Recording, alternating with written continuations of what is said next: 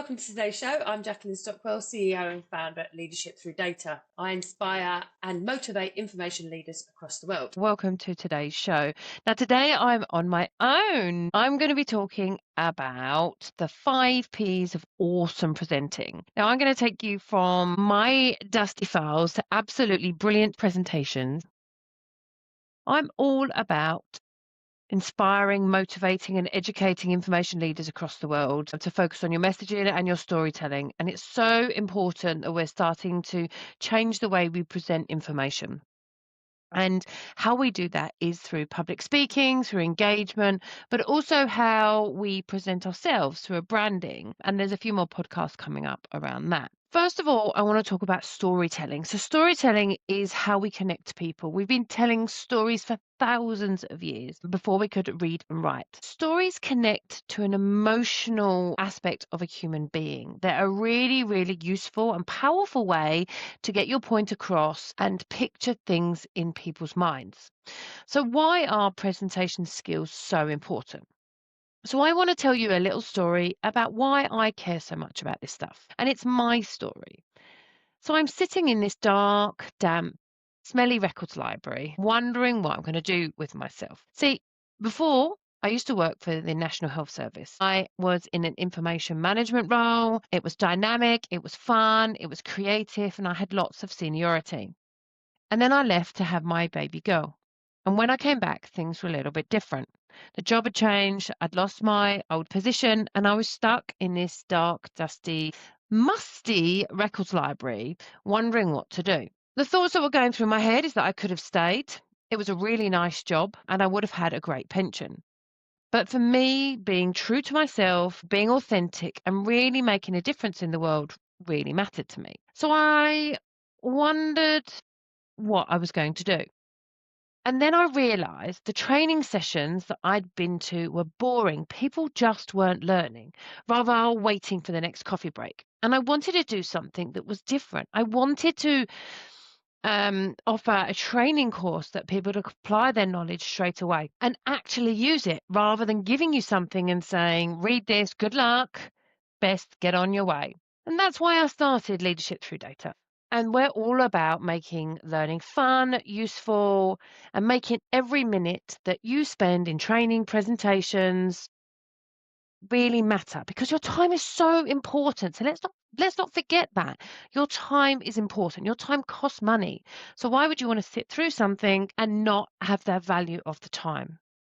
So my goal is to make sure that you remember what you learn and you can use it in your own life. Now, one of the big things that I've seen throughout my time is really bad presentations and the power of our mindset. So let's face it, we've all sat through presentations that absolutely put us to sleep. We're kind of shuffling around thinking, oh God, when's this going to be over? Or we're on our phones, or we're thinking, oh yeah, let's just get the laptop out and I'll check a few emails. Maybe there were tiny words on the slide that you couldn't read and you're sort of struggling to read. To get my varifocals out there. Or the speaker's voice was like super flat and really dull toned, and it just became boring and it just wasted your time.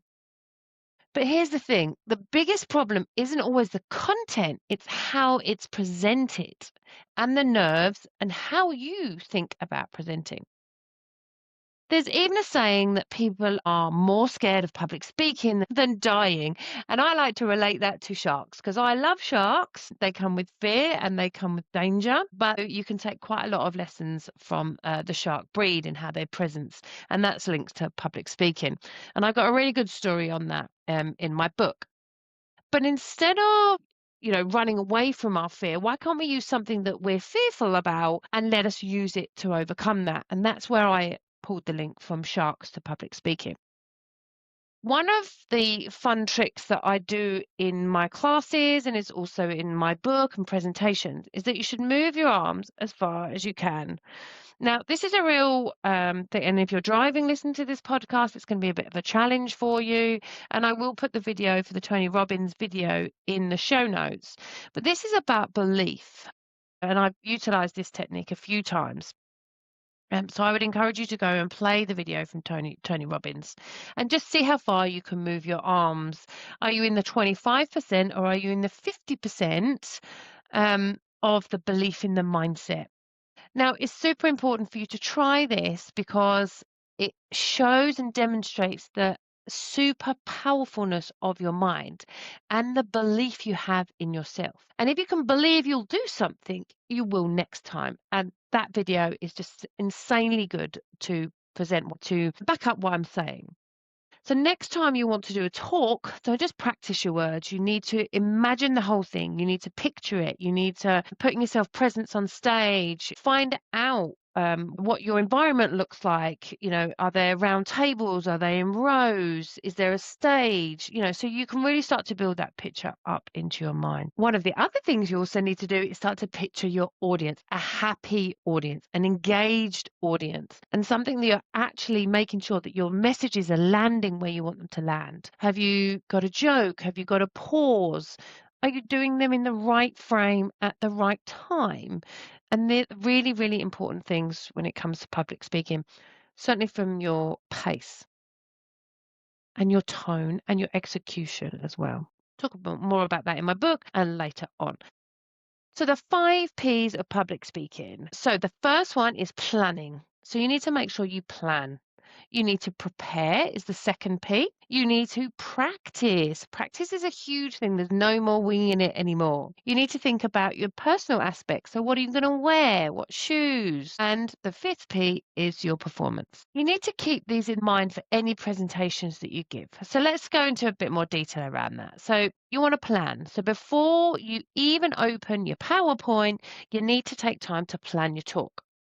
You need to consider using a mind map with colourful sticky notes, one for your main point, other for stories, and a third one for ways to involve your audience. So I have a yellow, a blue, and a pink, and I throw everything up on the wall and just get my crazy ideas out, and then I start to go back over them and start to pull things down so I can really start to refine that presentation. And this really helps with reorganizing your thoughts and your mindset and really starts to shape that presentation.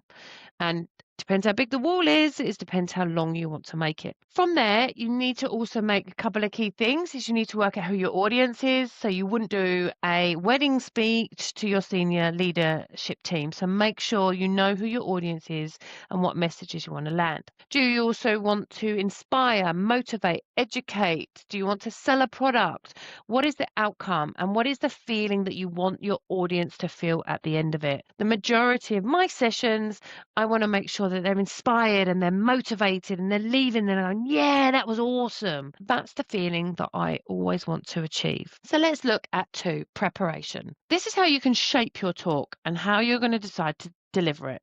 And one of the big things is stories. So stories are magic, as I said before, and there is an entire podcast on stories coming up in the next session. And they're there to help you connect and remember.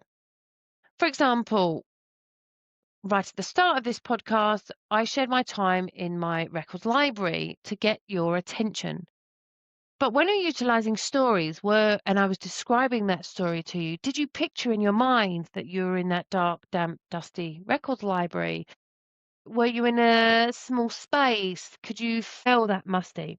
If you can, great, because that's an excellent representation of how you can create stories in other people's minds. You can also use sensory information as well, which is why I talk about dark, damp, and dusty. So I can really get that sensory information across and that story really implanted into your mind.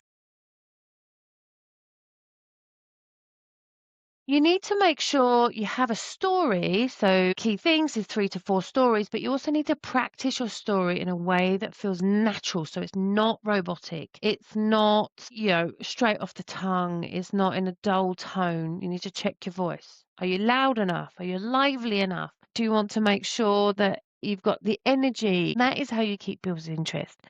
If I was doing a podcast today, a 20-minute podcast with you, which I am, and I kept my tone like this, you would have probably turned it off by now. Number 3, you need to practice. You need to rehearse your presentation until you are comfortable, but don't overdo it, please. You don't want to sound too robotic. You want to have those natural pauses and breaks in your session so it becomes more natural and you can bring the audience in with you. Practicing helps you smooth out any time issues. It's very good when you practice to make sure that you can keep your timings on track and you can work out when you need to pause, when you need to break, when you've got an audience interaction, and when you go back to content. So, for example, if you were delivering a 90-minute presentation, you only want content for 60 minutes of those.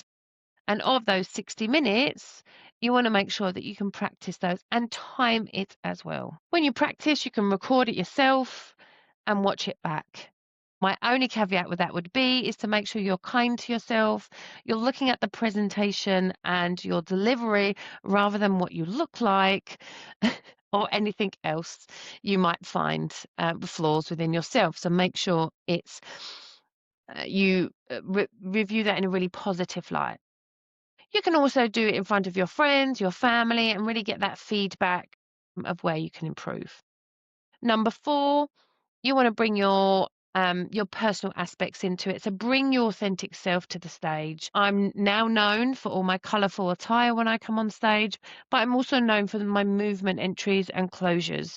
So you can always have some fun. And that's bringing my authentic self into my presentations.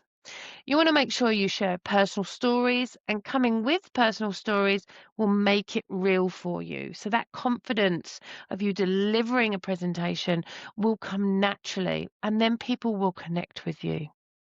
Make sure you use simple languages, avoid acronyms and examples that resonate with your audience. And let your passion for your job shine through. Number 5, let's look at performance. So when it's time to deliver, you want to focus on your performance. You want to use your body language. You want to use eye contact with the audience. You want to move and engage with them. You need to make sure that your messages are clear and memorable. And remember, your voice, energy, and presence can turn a good presentation into an amazing one. So if you put that energy in, I call it performance because it's a performance. An actor acts on stage. You need to make sure you bring your best self to the stage every single time. Make sure when you looking to wrap up, you plan your messages, you prepare your story, and you practice your delivery. You need to make it personable and bring you to it, where people are coming to see you, not somebody else that you've copied or done something from somebody else. They're coming to see you. Use your ideas, put yourself out of your comfort zone, and end strong. I really want to inspire people and you, the listeners. You need to connect with their hearts and their minds. So, here's a tip for your next talk. Start with your sticky notes for your planning. Focus on your key ideas that you want people to remember. 1 takeaway message only, guys, not 6. If you're doing a 20-minute presentation, loads of content in there. What's the one thing you want them to remember at the end? Think about your personal stories that will connect with the audience. In my book, I talk about a wide range of personal stories, from my fear of pigeons to retention and wine to Top Gun. And then you need to make sure you rehearse and perform with energy and enthusiasm. Don't just stand on stage and say, I'm here, I'm Jacqueline Stockwell, and I'm here to talk to you about information management. You want to be saying, I am Jacqueline Stockwell, and I'm here today to talk to you about information management. And this is going to be the best presentation that you've been to. I really hope you've enjoyed the show today, guys. Thanks so much for listening. I hope these tips will help you from getting out those dark records library to absolutely rocking the stage with me. And remember, your voice matters. For more tips, check out the Leadership Through Data website. Follow me on LinkedIn to keep inspired and motivated and keep leading with information. See you later. Bye. Thank you for listening to the Journals of the Information Entrepreneur with me, Jacqueline Stockwell. I hope you found this episode inspiring and helpful and have some takeaway tips that can be useful to you. If you liked this episode, please like, review and share it with your friends. Your support helps us reach more information leaders to stay inspired and listen to great content. Want to test out your strengths and weaknesses and measure it against our Empower framework? Please complete the scorecard. It's a great way to improve and evaluate your skills. You can find the scorecard at the end of the description of this podcast. Stay tuned for a new podcast every Thursday, and remember to be bold, be brave and be beautiful.